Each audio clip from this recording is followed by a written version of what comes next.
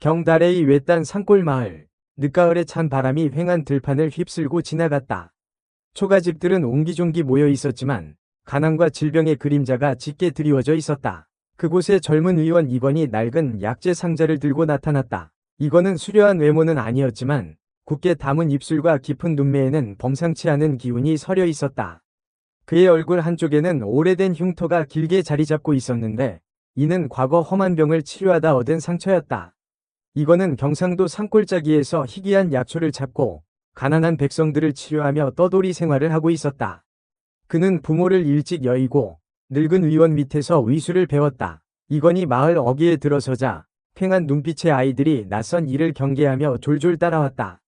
마을 사람들은 하나같이 힘없는 표정으로 고된 하루를 보내고 있었다. 이거는 씁쓸한 마음으로 마을 회관 앞에 멈춰섰다. 그때 허름한 초가집에서 젊은 여인의 흐느끼는 소리가 들려왔다. 이건은 발길을 돌려 소리가 나는 쪽으로 향했다. 니시오? 이건이 조심스럽게 묻자 문이 열리고 창백한 얼굴의 젊은 여인이 나타났다. 그녀는 서하였다. 검은 머리카락은 윤기를 잃었고 가녀린 몸은 금방이라도 쓰러질 듯 위태로워 보였다. 하지만 헝클어진 머리카락 사이로 드러난 맑은 눈망울과 갸름한 턱선은 그녀가 얼마나 아름다운 여인이었을지 짐작하게 했다. 서하는 남편을 잃은 지 얼마 되지 않은 젊은 과부였다. 설상가상으로 시댁 식구들에게 구박을 받으며 힘겨운 나날을 보내고 있었다. 저는 지나가는 위원입니다. 흐느끼는 소리가 들려 걱정되어 들렀습니다. 서하는 경계하는 눈빛으로 이건을 바라보았다. 괜찮습니다. 그저 몸이 조금 좋지 않을 뿐입니다. 하지만 이건은 서하의 안색이 심상치 않음을 알아차렸다. 그녀의 맥은 약하고 불규칙했으며 숨소리는 가쁘고 거칠었다. 잠시 진맥을 해봐도 되겠습니까? 서하는 망설이다 고개를 끄덕였다. 이건은 조심스럽게 그녀의 손목을 잡았다. 가늘고 차가운 손가락이 그의 손 안에 들어왔다. 이건은 그녀의 맥을 짚으며 꼼꼼하게 몸 상태를 살폈다. 맥박은 약하고 가늘었으며 온몸에 냉기가 가득했다. 기가 허하고 혈이 막혔습니다. 오랫동안 제대로 먹지 못하고 심한 스트레스를 받은 듯합니다. 이건은 약재 상자에서 침통을 꺼내 침을 놓기 시작했다. 가느다란 침이 서하의 혈자리에 정확하게 꽂혔다. 서하는 처음에는 긴장했지만 이내 이건의 숙련된 손놀림에 몸을 맡겼다. 이건은 침을 놓으며 서하에게 따뜻한 물을 마시게 하고 몸을 따뜻하게 하라고 일렀다. 그의 손길은 조심스러웠지만 어딘가 모르게 따뜻함이 느껴졌다. 서하는 이건의 눈빛에서 진심 어린 걱정을 읽을 수 있었다. 고맙습니다, 위원님. 서하는 힘없이 말했다. 이건은 서하의 집안을 둘러보았다. 텅 빈 방 안에는 냉기만이 가득했다. 약재를 좀 다려드릴 테니 푹 쉬십시오. 이건은 약재 상자에서 약초를 꺼내기 시작했다. 희귀한 약초들이 그의 손 안에서 향긋한 냄새를 풍겼다. 그는 능숙한 손놀림으로 약초를 다듬고 소태물을 끓였다. 약탕관에서 김이 모락모락 피어오르고 쌉쌀하면서도 달콤한 약초 냄새가 방 안에 퍼졌다. 이건은 약탕관을 조심스럽게 기울여 탕약을 그릇에 따랐다. 따뜻한 김이 서하의 창백한 얼굴을 감쌌다. 이 약을 드시면 기운이 좀 나실 겁니다.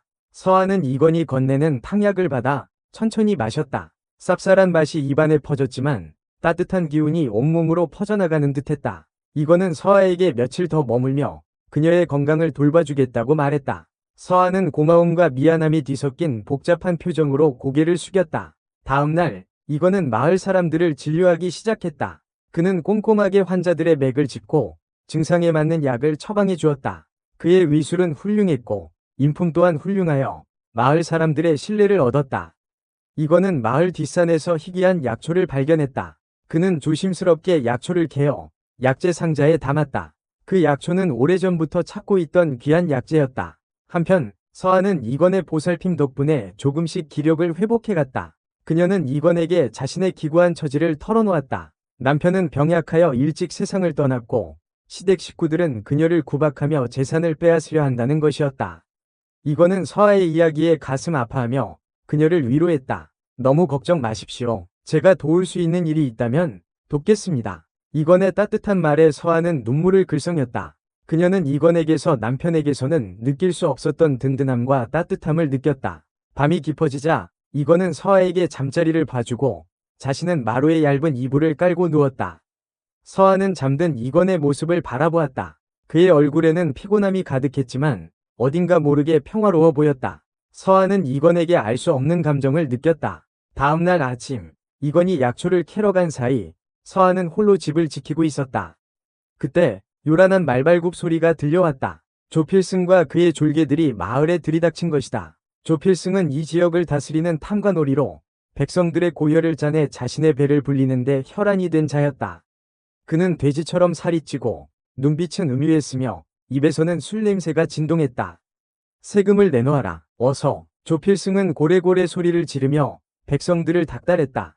가난한 백성들은 세금을 낼 돈이 없어 울며 겨자 먹기로 곡식과 가축을 빼앗겼다. 조필승의 졸개들은 몽둥이를 휘두르며 백성들을 위협했다. 조필승은 우연히 서하의 집 앞을 지나가다 그녀의 아름다운 모습에 넋을 잃었다.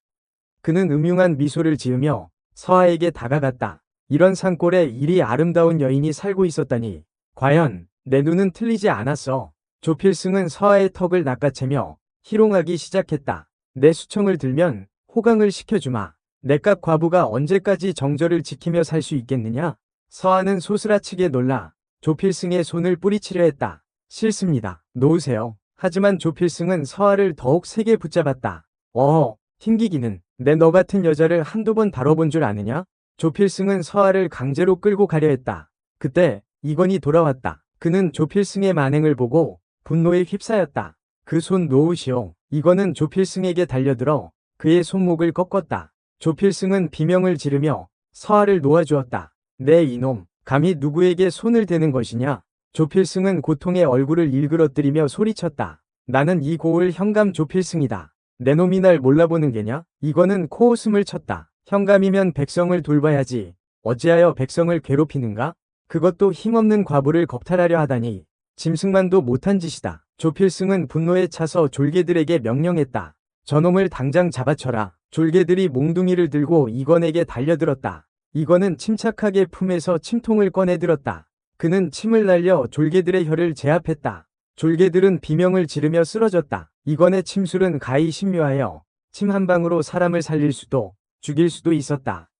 조필승은 이건의 무예에 겁을 먹고 뒷걸음질 쳤다. 내 이놈, 두고 보자. 조필승은 남은 졸개들을 데리고 황급히 도망쳤다. 이건은 쓰러진 서하를 부축하여 일으켰다. 괜찮으십니까? 서하는 눈물을 흘리며 고개를 끄덕였다. 고맙습니다. 위원님, 위원님이 아니었으면 큰일 날 뻔했습니다. 이건은 서하를 안심시키고 그녀의 상처를 치료해 주었다. 서하는 이건의 따뜻한 손길에 마음이 녹아내리는 듯했다. 밤이 깊어 이건은 서하의 곁을 지키며 밤을 새웠다. 서하는 이건의 어깨에 기대 잠이 들었다. 이건은 서하의 잠든 모습을 바라보며 복잡한 감정에 휩싸였다. 그는 서하에게 연정을 느꼈지만 그녀는 과부였고 자신은 떠돌이 위원에 불과했다. 다음날 조필승은 더 많은 관군을 이끌고 마을로 돌아왔다. 그는 이건에게 앙심을 품고 그를 잡아가두려 했다. 저놈이 영모를 꾀하고 있다. 당장 잡아들여라. 조필승은 거짓 죄목을 씌워 이건을 체포하려 했다. 이건은 관군들에게 둘러싸였다. 저는 영모를 꾀한 적이 없습니다. 이것은 조필승의 모함입니다. 하지만 관군들은 이건의 말을 듣지 않았다. 그들은 조필승의 명령에 따라 이건을 포박하려 했다. 그때 마을 사람들이 이건을 옹호하고 나섰다. 위원님은 죄가 없습니다. 우리를 치료해준 은인입니다. 조필승 저놈이 우리를 괴롭히고 위원님께 누명을 씌우는 것입니다. 마을 사람들은 몽둥이와 농기구를 들고 관군들에게 맞섰다. 그들은 이건에게 받은 은혜를 잊지 않았다. 하지만 관군들은 마을 사람들을 무자비하게 진압했다. 힘없는 백성들은 관군들의 칼날 앞에 속수무책으로 쓰러졌다. 이건은 분노에 차서 외쳤다. 멈추시오. 백성들을 해치지 마시오. 하지만 조필승은 비웃으며 말했다. 내 놈이 아무리 발버둥 쳐도 소용없다. 내 놈은 오늘 내 손에 죽을 것이다. 조필승은 이건에게 칼을 겨누었다. 그때 서하가 이건의 앞을 막아섰다. 안 됩니다. 위원님을 해치지 마세요. 서하는 눈물을 흘리며 애원했다. 조필승은 서하의 모습에 더욱 흥분했다. 비켜라. 내년도 함께 죽고 싶은 게냐?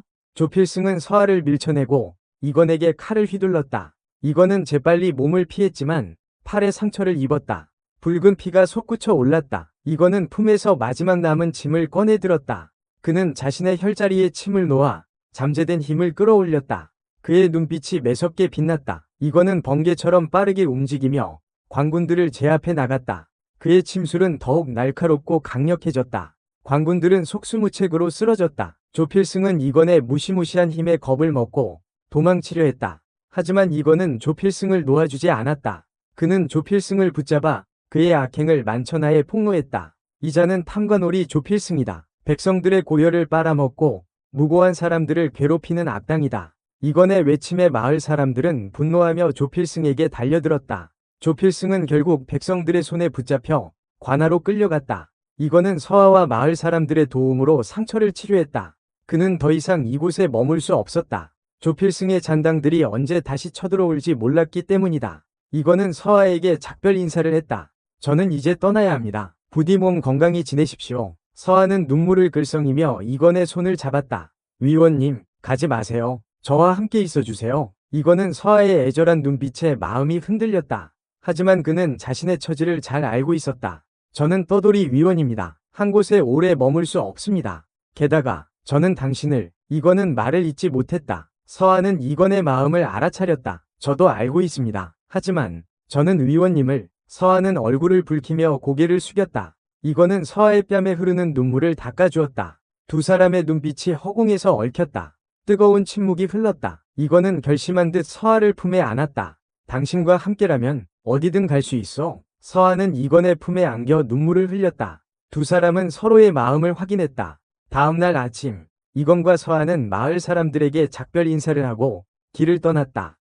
그들을 돕기 위해 모여든 이들은 한때 이건처럼 떠돌이 신세였던 이들이었다. 그들은 이건과 뜻을 함께하며 새로운 삶을 찾아 나섰다. 그들은 가난하고 억압받는 백성들을 도우며 탐관오리들을 응징하는 의로운 무리가 되었다. 그들의 이야기는 전설이 되어 오랫동안 백성들의 입에 오르내렸다.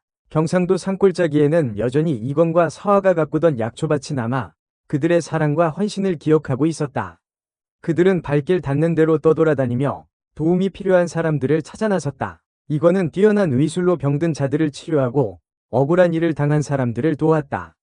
서하는 이건의 곁에서 그를 돕고 가난한 사람들에게 그를 가르쳤다. 그들의 무리는 점차 커져 전국 각지에서 억압받고 소외된 사람들이 모여들었다. 어느덧 시간이 흘러 이건과 서하는 깊은 산속에 작은 마을을 이루고 살았다.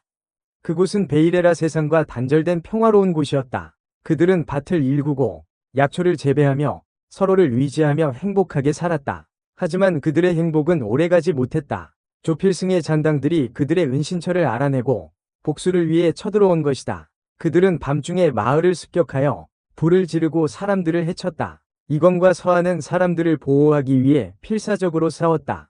하지만 적의 수는 너무 많았고 그들은 점점 지쳐갔다. 이건은 서하를 안전한 곳으로 피신시키고 혼자서 적들과 맞섰다. 그는 마지막 힘을 다해 싸웠지만 결국 적의 칼에 맞아 쓰러졌다. 서하는 이건의 이름을 부르며 절규했지만 이미 때는 늦었다. 이건은 숨을 거두기 전 서하에게 마지막 말을 남겼다. 당신을 사랑했소. 서하는 이건의 시신을 끌어안고 오열했다. 그녀의 눈물은 멈추지 않았다. 다음날 아침, 서하는 이건을 양지 바른 곳에 묻어주었다. 그리고 그의 무덤 옆에 작은 움막을 짓고 그곳에서 살기 시작했다. 그녀는 이건을 그리워하며 매일 그의 무덤을 찾았다. 세월이 흘러 서하는 백발의 노파가 되었다. 그녀는 여전히 이건을 잊지 못하고 그의 무덤 곁을 지켰다. 어느 날 밤, 서하는 꿈을 꾸었다. 꿈속에서 이건이 나타나 그녀에게 미소를 지으며 말했다. 이제 그만 슬퍼하고 행복하게 살아요.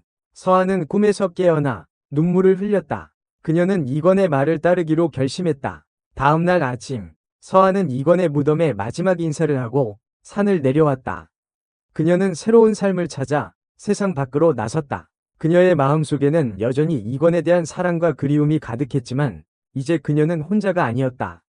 이건이 남긴 사랑과 용기가 그녀와 함께하고 있었다. 그녀는 이건의 뜻을 이어받아 세상에 사랑과 희망을 전하며 살아가기로 결심했다. 그녀의 이야기는 또 다른 전설이 되어 오랫동안 사람들의 입에 오르내렸다.